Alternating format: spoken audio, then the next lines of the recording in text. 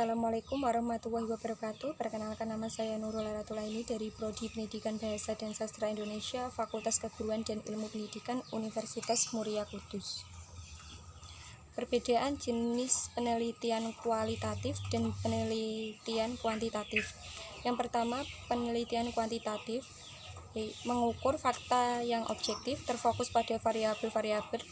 Reliabilitas adalah kunci, berbasis nilai, tidak tergantung pada konteks, terdiri atas kasus atau subjek yang banyak, menggunakan analisis statistik, peneliti tidak memihak.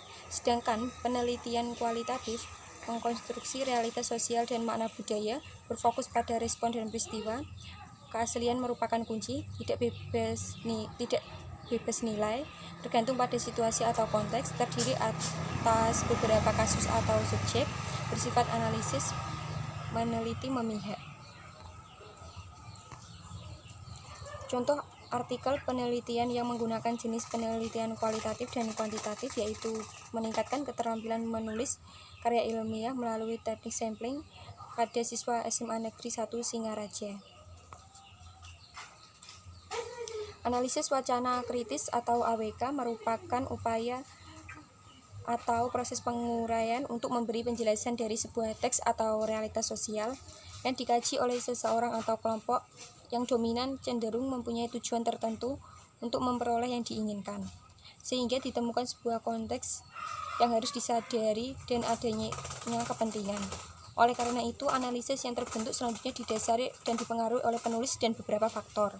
Selain itu, harus didasari pula bahwa di balik wacana terdapat makna dan citra yang diinginkan serta kepentingan yang diperjuangkan. Menurut Dharma, contoh analisis fakta sosial pada novel Ronggeng Duwu Parok karya Ahmad Tohari di era globalisasi. Perbedaan data primer dengan data sekunder. Menurut Sugiono, data primer merupakan sumber data dalam pemberian informasi dilakukan secara langsung pada pengumpulan penelitian. Contohnya, presentasi penduduk miskin pada Maret 2020 sebesar 9,78%, meningkat menjadi 0,56% pada bulan September 2019 dan meningkat 0,37% pada bulan Maret 2019. Jumlah penduduk miskin pada Maret 2020 sebesar 26,42 juta, meningkat menjadi 1,63 juta pada bulan September 2019 dan pada bulan Maret 2019 meningkat menjadi 1,28 juta. Presentasi penduduk miskin di daerah perkotaan pada bulan September 2019 sebesar 6,56%, naik menjadi 7,38%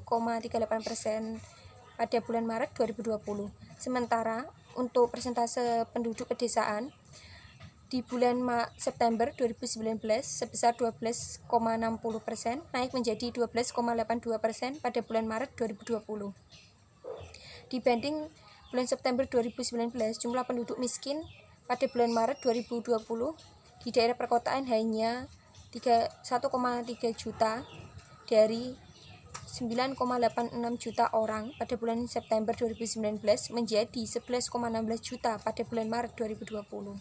Sementara di daerah pedesaan naik sebanyak 333,9 ribu orang dari 14,93 juta orang pada bulan September 2019 menjadi 12,26 juta orang pada Maret 2020. Garis kemiskinan pada Maret 2020 tercatat sebesar 454.652 kapita per bulan dengan komposisi garis miskin makanan sebesar 335.794% dan bukan bahan pokok 118.859%. Dan pada bulan Maret 2020, secara rata-rata jumlah rumah tangga miskin di Indonesia memiliki 4,66 orang anggota rumah tangga. Dengan demikian, besar garis kemiskinan per rumah tangga miskin secara rata-rata sebesar 2.118.678 rumah tangga miskin per bulan. Data sekunder merupakan sumber data yang diperoleh secara tidak langsung atau bukan asli, seperti di majalah, buku, dan surat kabar. Contohnya dalam novel Tohari, Di tepi kampung, 3 anak laki-laki sedang bersusah payah mencabut sebatang singkong. Namun ketiganya masih terlampau lemah untuk mengalihkan cengkraman akar ketela yang terpendam dalam tanah kapur, kering, dan membatu. Mereka terengah-engah, namun batang singkong itu tetap tegak di tempatnya. Kemiskinan yang berada pada novel Ronggeng Dukuh Paroh yang dilihatkan. Perbedaan wacana terstruktur dan wacana tidak terstruktur. Wacana terstruktur yaitu wacana yang dilakukan secara langsung dengan berpedoman pada pedoman wacana yang telah disiapkan. Sedangkan wacana tidak terstruktur yaitu wacana yang dilakukan tanpa menggunakan pedoman wawancara.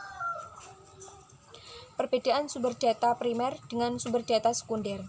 Untuk sumber data primer, melihat langsung keadaan masyarakat sekitar, sedangkan sumber data sekunder tertuju pada isi novel atau karya sastra. Perbedaan validitas dan reliabilitas pada penelitian. Validitas merupakan sebuah bentuk dari pengajuan kepada sejauh apa sebuah teks dari melakukan pengukuran dan juga apa yang dilakukan diterima untuk melakukan pengukuran. Reliabilitas merupakan sebuah pengajuan kepada sebuah kekonsistensian dari sebuah hasil tes. Yang terakhir, penerapan dari heuristik dan hermeneutik. Dalam penelitian heuristik, tidak menghiraukan kelengkapan atau kesempurnaan tes yang kondisi gramatikal, sehingga apresiator dapat menambah ataupun mengurangi bentuk gramatikal yang ada guna menemukan makna yang terkandung dalam tes karya sastra itu sendiri. Biasanya, ini digunakan dalam sebuah puisi untuk memaknainya.